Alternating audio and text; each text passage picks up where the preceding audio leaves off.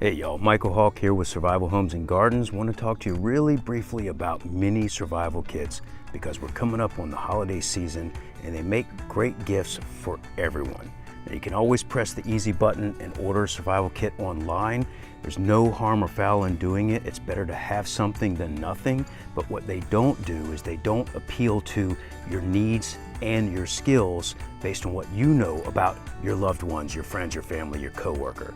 So the cool thing about mini survival kits is you can make them, and no matter what, even if they're not perfect, they're always going to be special because you made it. And usually they're going to be more on point for the person who's receiving the gift for their needs because you know them if you made it specifically for them.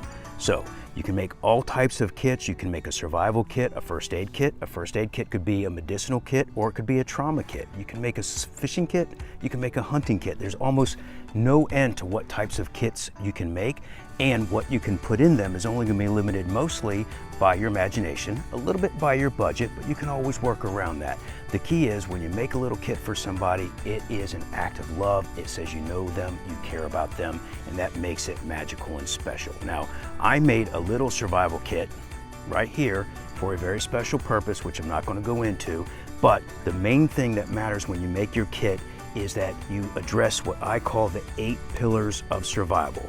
Everyone knows the basics, the primary: food, water, fire, and shelter. You gotta have those. The priority changes according to whatever resources you have in your environment. However, those 4 always remain the primary of survival: food, water, fire, shelter. Secondary pillars of survival that you always need: you need to know medicine, you need to know communication, you need to know navigation, and you have to have some measure of security, protection, tools, weapons, guns, knives, whatever you want to call it. So if you build your kits so that they address those 4 primary and 4 secondary, you're always going to have a very good survival kit. Now, all that talking aside, I'll break open this kit because I know probably some people are interested in seeing what's inside. First thing, little plastic bag. You know why? Because that's a mini canteen. With that, you can carry water with you from your source as far as this amount will allow you to go before you have to top off. So it's good to have something for water. Also in here, I have these little things. Little magnifying glass. If you've got sun, it's a great way to get a fire started, and it's so small and little. Every little survival kit should have one of these. Then I have a couple other things in here. I'll try to keep them on point. The next thing for fire is I have this little teeny device here. Makes my sparks. It's got a flint. You can use a ferro rod, you can use a magnesium bar. No limit to what you can put in here. You can put your own tinder kit, whatever. You can make just a fire kit for your friends if that's what you want to do. But the key thing to have is at least 2 ways for fire because that's important, and that's what we have. And for the water, canteen. But if the water's dirty, it does you no good. So I have tabs, a couple of water tabs, gets them a little bit of distance, and that way they can have their water covered. And of course, if they have a fire, then they can boil water and make that. And you can also use your tin as a little pot for boiling water.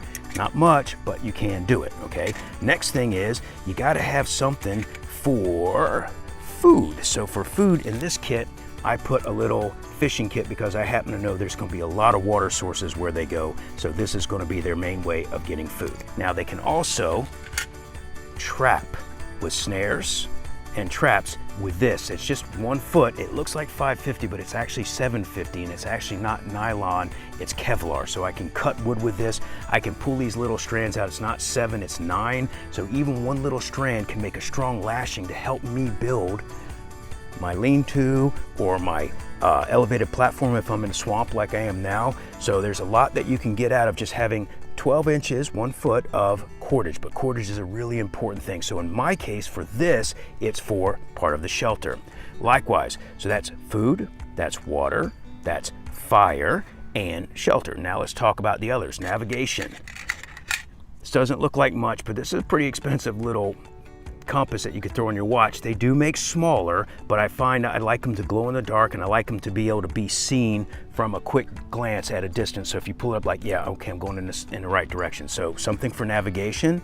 You got to have something for signal. So I like to put day and night. So I got a whistle. I'm not going to blow it because it's pretty darn loud. Well, maybe I will. Okay. but I don't want to alarm anyone. So you got a whistle, but also that's for nighttime and daytime. You can always just blow in threes, beep, beep, beep. That is a human thing. It's not something normally found in nature, and that's what gets people to come out to you.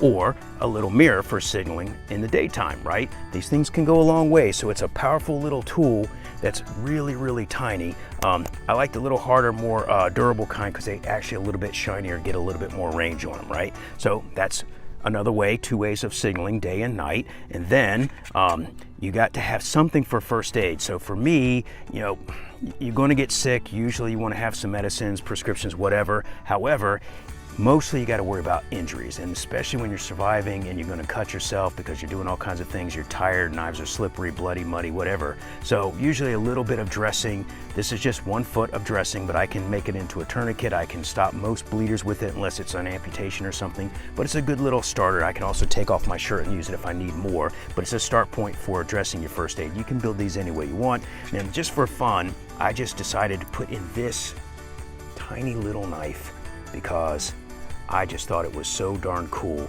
and that's really pretty much all I need to do pretty much everything I need in a little immediate survival shelter. It's not gonna, you know, skin a deer and tan some hide, but it gives me a blade, which is a tool which I can strike a ferro rod. I can make, I can clean the fish that I catch. I can make some little traps and snares. I can do the basics that I need with this, and usually I can fashion something else from the environment to make a knife.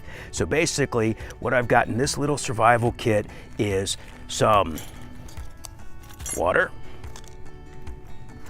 some food, some shelter, lashing, very strong special lashing, shelter, and fire, 2 ways.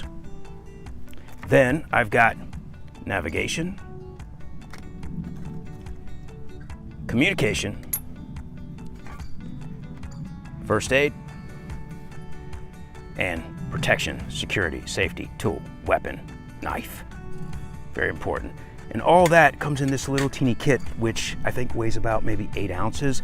So again, you can put anything you want in there. You make them specific for your family, your friends, your loved ones, your co-workers. It is a gift of love that says, I know you and I care about you. It's very affordable. You can spend some money on these, but you can also do these things on very, very low budgets. So it makes a great gift for the holidays. Plus it's good to just have these on you. I always say make one big enough to carry in a pocket. Then I have a little bit bigger one that goes in my rucksack, and then I got a bigger one that's my real, you know, go out and survive bag. You can do anything you want, but I always recommend at least have a system of 3, preferably Green Beret ways, have 5 backups, okay? But I won't go into that on this. This is mainly just a quick video, not so quick now, to say, hey guys, mini survival kits are a great way to say I love you and make a fantastic holiday gift, and you can make them any way you want. Plus it's just fun to get together with your kids, with your loved ones, and make the kits yourself and go and find the stuff and put it all together, and it becomes extra special because it was made with love and you spent time with your family. Anyway, that's my little talk on mini survival kits. Again, Mykel Hawke Guy with Survival Homes and Gardens saying, I hope this was useful. Please check out our website. We got some great contributors. We got some great content, you know, use services, supplies, training, it's all there. We're open to everybody. We look to just serve the public and help them in their time of need before their time of need. That's what it's all about. Okay, God bless you guys and have a happy holiday. Mykel Hawke signing off.